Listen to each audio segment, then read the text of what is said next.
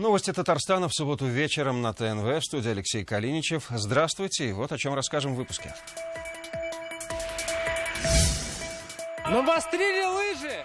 Молодым у нас везде дорога. Кто не только прокатился, но уехал домой с призами с лыжни России, увидел Дмитрий Аринин.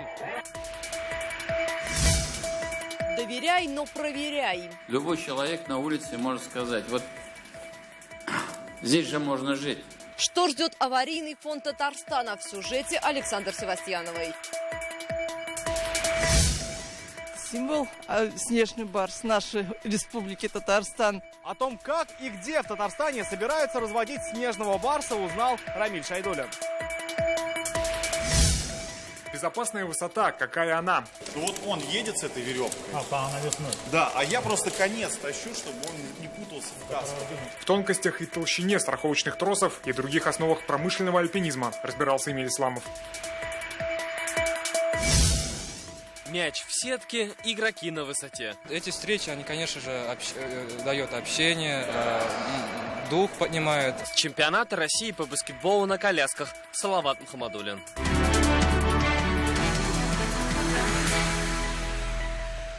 200 тысяч татарстанцев сегодня встали на лыжи. Республика присоединилась к лыжне России. Эта массовая гонка должна была пройти еще неделю назад, но тогда палки в занятие лыжников вставила морозная погода.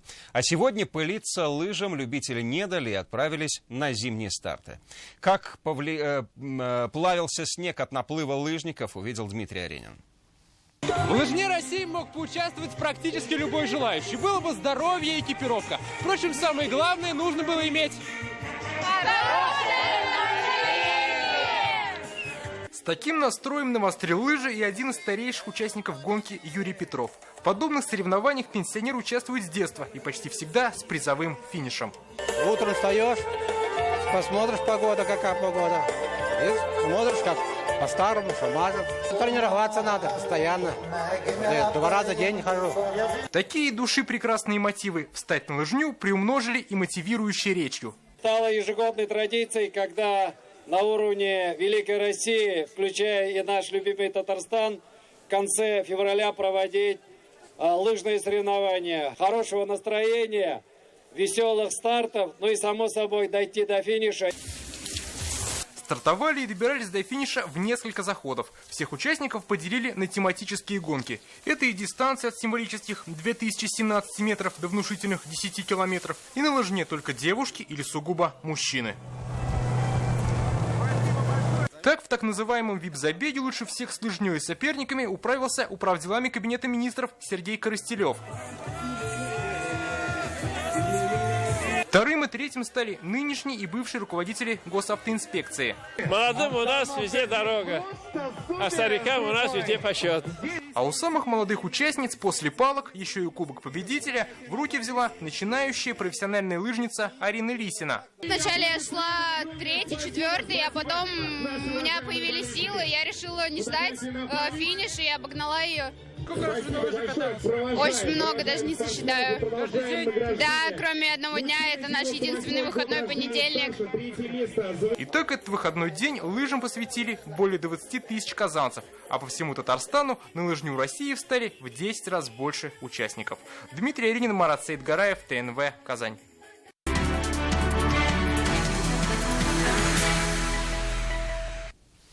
Взять под особый контроль расследование убийства студента КФУ из Республики Чад поручил Рустам Минниханов. Сегодня утром президент республики провел совещание с руководителями правоохранительных органов. Напомним, 24-летнего иностранного студента убили на улице Аделя Кутуя 2 дня назад. У погибшего обнаружили множественные колото-резанные раны и открытую черепно-мозговую травму. Сейчас следователи отрабатывают все возможные версии, включая массовую драку и убийство иностранного гражданина его же соотечественниками. Проводятся следственные действия, оперативно-розыскные мероприятия, направленные на установление всех обстоятельств произошедшего. Расследование уголовного дела продолжается. Полицейские сегодня объявили в розыск заместителя председателя правления Татфондбанка Сергея Мещанова. Об этом сообщает Главное следственное управление МВД по Татарстану. Напомним, Мещанов является подозреваемым в рамках уголовного дела о хищении средств клиентов. Его возбудили после сотни заявлений вкладчиков Татфондбанка. Признавая дома аварийными, надо опираться на аргументированные заключения. Сегодня в центре внимания республиканского руководства непростая ситуация с переселением из ветхого фонда. Уже с 1000 домов снят статус аварийности, и президент поручил и дальше держать ситуацию на контроле. Александра Севастьянова о том, что в этом вопросе сохранить статус-кво не получится. Аварийное жилье в центре диалога. Программа в Татарстане скоро завершается. Благодаря ей многие жители уже переехали в новое комфортное жилье. Но кто-то менять прописку не пожелал, посчитав свой дом достойным простоять еще полвека. К мнению прислушались, из порядка 1000 домов статус аварийности сняли. Плюс включили программу капитального ремонта. И все же подходить к вопросу нужно объективно, опираясь не только на мнение жильцов, но в первую очередь на результаты экспертных комиссий, считает президент. Любой человек на улице может сказать, вот здесь же можно жить. Один человек говорит, можно жить, а 20 человек говорят, нет, нельзя жить. И еще есть комиссия, которая обследует. Как раз они и решают, за что есть смысл бороться. Особо спорные моменты доходят до суда. В понедельник мы освещали заседание, на котором жители одного из домов Зеленодольска качество своего жилища отстаивали в Верховном. Об этом сообщали и федеральные СМИ. Президент отреагировал. Я думаю, что у нас должны быть аргументированные доводы по поводу того, что было сказано. Значит, те дома, которые жильцы считали, что они не аварийные, то, что можно было перевести обратно, мы перевели. А дальше надо смотреть и ситуацию держать на контроле, поручил президент Татарстана. Кроме того, Рустам Минниханов велел собрать всю документацию, в том числе акты обследования домов, экспертиза состояния зданий, которые и послужили причиной включения домов в аварийный фонд. Александра Севастьянова, ТНВ, Казань. Половину своего производства локализует в Татарстане Минский тракторный завод. Планы сотрудничества сегодня обсудил с генеральным директором предприятия президент Рустам Минниханов. Сегодня треть производства завода локализована в Елабуге, а в ближайшие 2 года эту долю увеличат до 50%. Обговорили на встрече и поставки готовой техники. Снежная гора в водоохранной зоне. В Казани, прямо у озера Средний Кабан, экологи обнаружили несанкционированную свалку. Десятки груженных КАМАЗов приезжали сюда каждый день. Результат – это снежные горы до самого берега и угроза экологической катастрофы. Сегодня незаконному бизнесу положили конец. Вместе с экологами брать нарушителей с поличным отправилась Лина Зинатульна. Что, деньги собираем, что ли? Уважаемый. Неожиданный визит экологов явно застает этих молодых людей врасплох. Только что на эту базу, где ни названия, ни вывески, заехали 2 КАМАЗа с грязным снегом. Парни о законности свалки рассуждать не стали. Говорят, они всего лишь встречают машины и считают выручку. Решили сразу звонить руководству. Мы на вас составим административный протокол. На кого на нас? На вашу организацию. А на основании чего? На основании складирования загрязненного снега на водоохранной зоне Среднего Кабана. Досталось и водителям КАМАЗов, что сегодня привезли сюда новые партии снега. На них тоже составили протокол. А вы знаете, что здесь нельзя складывать снег? Нет, конечно, откуда мне знать. За это не мы должны отвечать, а те, кто стоит на воротах, принимает. 5-метровые горы простираются прямо до берега. Если до прихода весны 1000 тонн грязного снега отсюда не вывезут, озеру Кабан грозит экологическая катастрофа. Разгребать последствия теперь придется самим владельцам свалки. Ведь решив заработать денег на складировании грязного снега и не озаботившись, законно ли это вообще, они должны понимать степень ответственности. Будет подан иск в суд для обязания юридических лиц по вывозу данного снега с этой территории. На владельцев свалки заведут административное дело. Им грозит до 1 000 000 рублей штрафа. Лина Зинатульна, Сергей Малыгин, ТНВ, Казань. Высота может быть безопасной. Сегодня в Зеленодольский район приехали промышленные альпинисты со всей республики. Здесь прошел первый республиканский конкурс. Те, кто выполняет самые сложные работы на высоте, доказывали свой профессионализм. За происходящим с земли наблюдал Эмиль Исламов. Карабины, страховочные тросы и десятки всяких крючков и зажимов. Для неискушенного высотой человека такое снаряжение может показаться обычным набором альпиниста. Но Александр, участник сегодняшних соревнований, поправляет: снаряжение как раз необычное. Только в таком можно не просто наслаждаться высотой, а работать в заоблачных условиях по 12 часов. Сами стропы толще, чем у спортивного альпинистка. Во-вторых, она всегда имеет верх и низ, обязательно условия. Массивные все элементы также, которые должны выдерживать определенные нагрузки.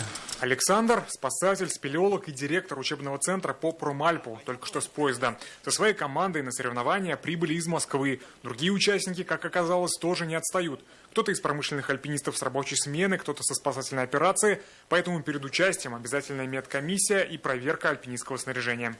На соревнованиях альпинистов ожидают 4 различных вида работы. Это перемещение в пространстве, подъем и перемещение грузов и перемещение по точкам искусственной опоры. Но самое главное – спасательные работы. Вот вы видите, здесь подвешен специальный манекен.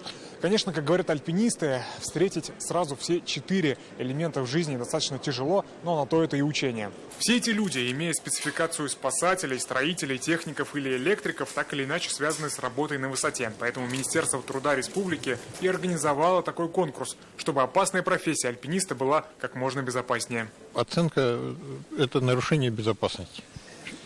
Основное все, что наказывает.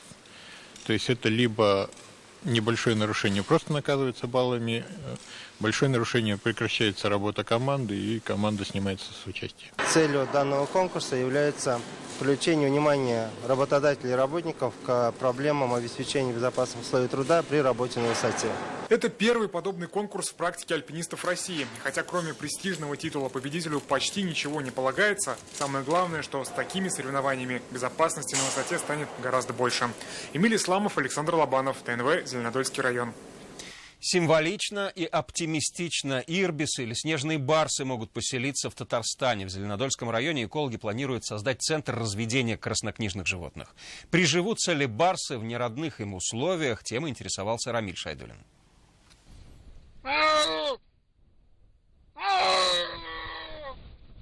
Такой кошачий рык в ночи издает ближайший родственник леопарда – снежный барс среди скал в природном месте своего обитания. В неволе возвышенности для них создают искусственно, пример казанский зооботсад и вольер Тамерлана и Теофании. Здесь они спят, питаются и размножаются. Без них трудно и представить, что животное, к примеру, сможет дать потомство, потому что, например, к зимним сугробам они не приспособлены просто физиологически. К снегу он совершенно не приспособлен, голые скалы ему нужны. Это просто, если только вот разводить, как вот собрались, можно и увозить их туда же.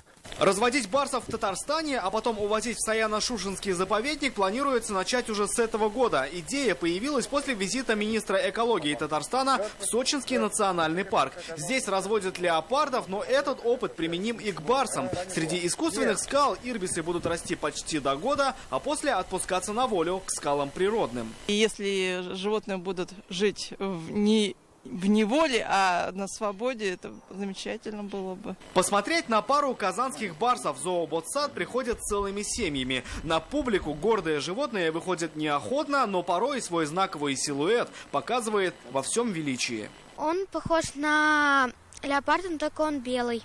И это символ. Крылатый белый барс – официальный символ Татарстана. На гербе появился в 1992 году. Спустя четверть века символ заселит и землю. Насколько она окажется плодородной, покажут котята. Даже будучи хищником, снежный барс в первую очередь кошка. Рамиль Шайдулин, Рамзиль Гарипов, Андерсен Тальцев, ТНВ, Казань, Зеленодольский район. А эти братья меньшие уже давно рядом с человеком. И не просто так, а по служебной кинологической необходимости. Сегодня свой профессиональный праздник отмечают сотрудники транспортной полиции. Именно они обеспечивают безопасность и порядок водных, сухопутных и воздушных магистралей страны. Есть у этой службы и особый четырехлапый патруль. Альбина Габдуллина увидела, как из шариков вырастают настоящие мухтары. Наш кабель, Ринго. Айдар Фасахов проводит экскурсию по своим владениям. Каждый пес, увидев родную форму, бежит скорее к вольеру. Всего в кинологическом модуле 10 собак. Это и бельгийские овчарки, и лабрадоры. У каждой своя специальность. Кто-то ищет оружие, кто-то наркотические вещества. Несмотря на лапы и хвост, собаки ничем не уступают людям. Даже экзамены сдают наравне с людьми. Каждый год комиссионно проверяются его навыки, способность нести службу в дальнейшем. Трудовой день четвероногих расписан по часам. Помимо службы на своих постах, большую часть времени отводят на обучение. Например, Арчи специализируется на поисках наркотиков. Недавно он обнаружил 5 грамм наркотического вещества синтетического происхождения. Такие собаки, как Арчи, безошибочно находят сумки с сомнительным содержанием. После каждой удачной находки собаку непременно поощряют. Для Арчи это возможность поиграть в мяч. Вот запрятан такой имитатор. Наркотическое средство. После тренировок зубастый патруль приступает к службе. Их рабочая зона, аэропорты, ЖД-вокзалы и речной транспорт.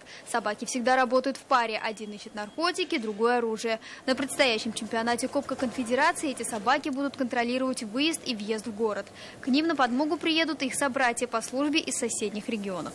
Альбина Габдуллина, Амир Залюшев, ТНВ «Казань». Казань может принять чемпионат Европы по паралимпийской игре баскетбола на колясках. Подготовительный этап к международным соревнованиям сегодня прошел в поселке Васильево Зеленодольского района. Здесь стартовал чемпионат России. О баскетболистах, которые стали спортсменами не благодаря, а вопреки. Салават Мухаммадуллин. Удар мячом по паркету, 2 шага, бросок и мяч в сетке. Это азы баскетбола. Накануне лучший игрок в истории этой игры Майкл Джордан отметил свой день рождения. Хотя то, что вытворяют на паркете эти спортсмены, ему, возможно, и не снилось. Динар Камалиев – один из лидеров казанских крыльев Барса. Оправдывая название команды, он буквально летает по паркету. Баскетболом на коляске молодой парень занимается уже 7 лет. В неделю по 5 тренировок. Цель на домашнем чемпионате России только золото, говорит Динар. Эти встречи, они, конечно же, дают общение, дух поднимают, соревновательский дух. Передвигаются по паркету игроки на специальных колясках или, как говорят сами спортсмены, на спортивных болидах. Такая легкость и их мастерство удивило даже игроков Уникса. Насколько же это сложно не просто играть в баскетбол, а еще и крутить коляску, вести мяч. И это выглядит, конечно, просто, но я знаю, что это сложно. И это повод для гордости за них. На чемпионат России в Васильево приехали команды со всей страны. Всего же на площадку в течение 3 дней выйдут 120 спортсменов, большинство из которых инвалиды-колясочники. 6 лет назад, когда я пришел в баскетбол на колясках, игроки сборной у нас играли игр 10-12 в год. Сейчас игроки сборной играют порядка 50 игр в год. Это лишь первый круг чемпионата России. Второй пройдет уже в ноябре в Тульской области. В будущем для Татарстана баскетбол на колясках может стать еще ближе. В 2018-м в Казани может пройти чемпионат Европы по этой игре. Салават Мухаммадуллин, Даниил Филатов, ТНВ, Зеленодольский район. Притворился спящим, но не ушел от внимания. Малыш, что при виде высокой делегации лег прямо на снег и замер, попал на первые полосы не только соцсетей, но и федеральных изданий. А что еще было в центре внимания в сетях, узнаем от Армана Костаняна.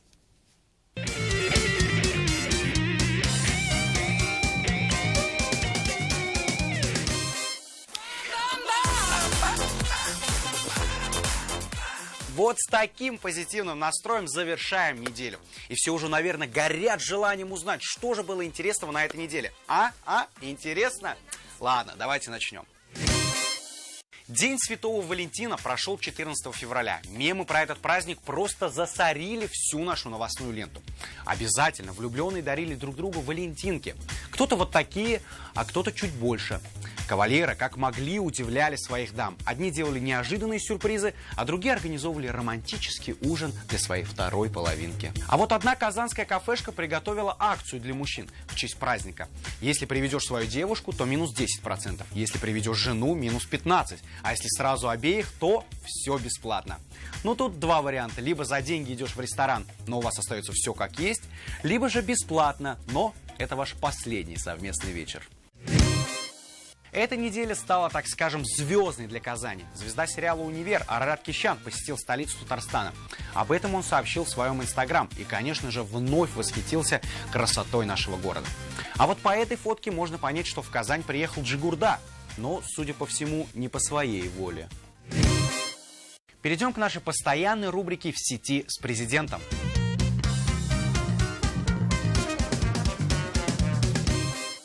И на этих выходных Рустам Минниханов был на рыбалке и вновь порадовал своих подписчиков пойманным судаком. Вот такой активный отдых, и полезно, и вкусно. Кстати, о вкусном. 14 февраля президент заставил нас пускать слюни, выложив вот такую вкусную выпечку. И тут сразу в комментариях проснулись кулинары и начали делиться своими рецептами. А кто-то через эти перемечи хотел привлечь внимание к своей проблеме.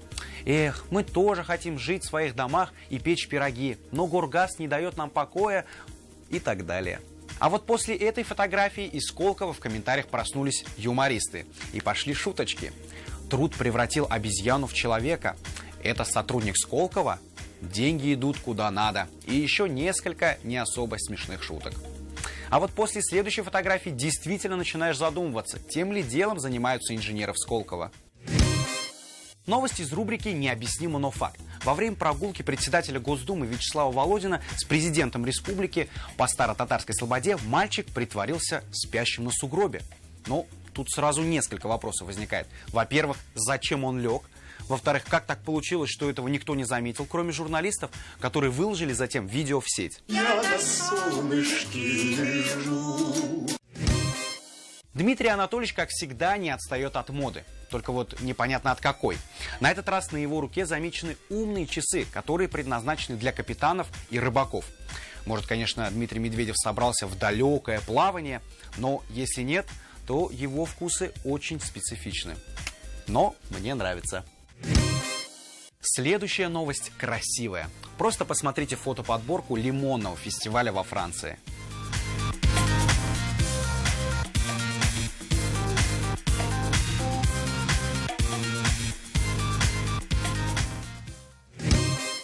Группировка «Ленинград» не перестает нас удивлять. На этот раз выпустили клип на песню «Кольщик».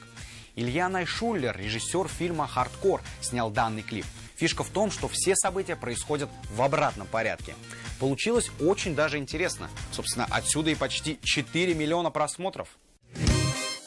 Новость из серии «Чем больше сотрудникам мы платим, тем меньше нравимся мы им». Разработчики беспилотных автомобилей Google бросили проект из-за слишком высоких зарплат. Инженерам настолько много платили, что они запустили свои стартапы и бросили свою работу. Ну, что тут сказать? Зажрались, ребята! И в конце совместно с поисковой системой Яндекс мы составили топ запросов татарстанцев. На первом месте День Святого Валентина. Подарки, валентинки и история возникновения праздника.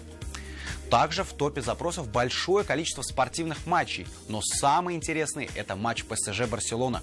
4-0. 4-0, Карл! На этом, собственно, все. Если вам понравилось, ставьте пальцы вверх, комментируйте, присылайте свои новости. Короче говоря, будьте в сети. И надеюсь, что вы уже с нетерпением ждете следующего выпуска. Пока!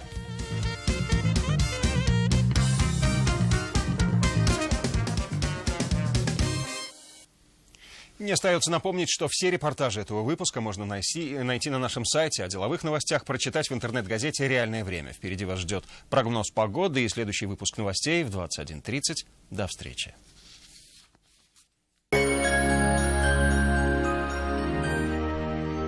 25 февраля. Пирамида. Звезды татарской эстрады. Хания Фархи, Ришат Тухватуллин, Зайнаб Фархидинова, Зуфар Билалов, Филюс Кагиров и многие другие на вручение 4-й национальной музыкальной премии «Болгар Радиусы». Не пропусти самое яркое шоу года. Для лиц старше 6 лет. Данила Мастер. Портрет на памятник бесплатно. 202-38-32. Только с 1 по 28 февраля акция для всех. Цена на путевку 1450 рублей в сутки с лечением. Санаторий Ливадия, Казань. Сейчас или дороже. Бери Nissan в феврале, получи выгоду до 180 тысяч рублей и зимнюю резину в подарок. Хочешь больше? Приезжай, обсудим. Автоцентр Марка. Казань, Чуйкова, 54В. Звони 4 пятерки 3 единицы. Мобильная связь «Летай» для атлетов, для автолюбителей, для экстремалов, для меломанов. Это большая сеть 4G. 50 гигабайт 4G за 180 рублей в месяц. Закончилась гарантия? Это к выгодному сервису. В феврале комплексная диагностика для автомобилей Toyota, Nissan, Mazda 350 рублей. Мойка в подарок. Sky Service. Сеть сервисных центров по ремонту автомобилей различных марок. 235 35 55. Только в феврале. Лада Веста с выгодой до 56 900. Лада Гранта до 87 900. И Лада X-Ray до 109 900. Подробности на сайте parus.lada.ru. Автоцентр Парус. Знание сегодня – лидерство в будущем. Казань-Оргсинтез плодотворно сотрудничает с ведущими вузами России. Каждый год мы повышаем уровень почти 5000 сотрудников предприятия, потому что движение к будущему не должно останавливаться. Казань-Оргсинтез – непрерывное развитие.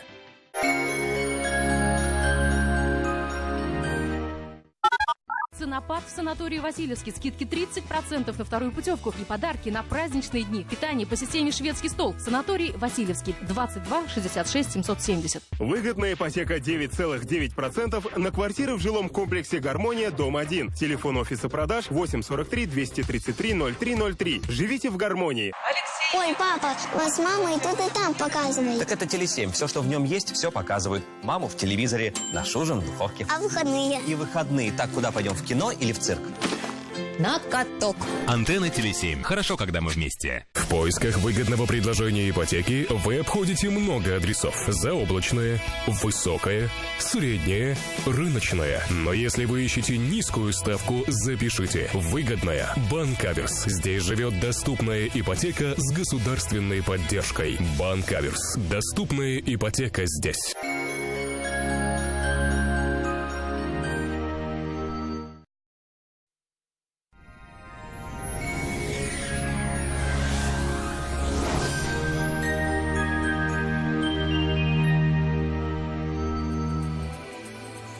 Здравствуйте.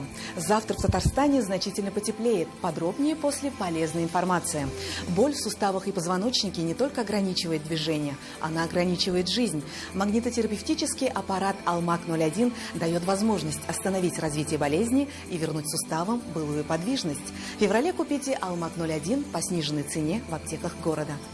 Долгожданная акция. С 13 по 26 февраля снижаем цену на «Алмак-01». В аптеках 36,6 отличная и аптеках низких цен. Спешите, количество товара ограничено. Завтра облачная погода со снегопадами и с метелями на юго-востоке республики. Ночные температуры -5, днем около 5 мороза. На северо-востоке, в Нижнекамске, Набережных Челнах, Елабуге пасмурно. Синоптики обещают снег. Ночные и дневные температуры схожи и завтра составят около 6 градусов ниже нуля. На севере Татарстана, в Менделеевске, Актаныше, Агрызе в ночные часы пройдет снег и метель -8. Днем без существенных осадков столбики термометров покажут 5 градусов ниже нуля. Пасмурный циклон со снегопадами и на северо-западе республики. Ночные и дневные температуры схожи, около 5 мороза. На юго-западе ночью облачно, пройдет снег, местами сильный, температуры повысятся до 0 градусов. Днем преимущественно без осадков, столбики термометров покажут -5. В центральных районах республики ночью также пройдет снег. Днем преимущественно без осадков, температура воздуха -4. В последующие сутки температуры станут еще выше, осадки не прекратятся. Завтра в Казани осадки маловероятны. Температура воздуха ночью и днем около 4 мороза. Ветер западный, порывистый, до 8 метров в секунду. Атмосферное давление пониженное, 748 миллиметров ртутного столба. Влажность воздуха 76%. О погоде все. В студии была Лейла Латыпова. Хороших выходных в кругу близких. До свидания.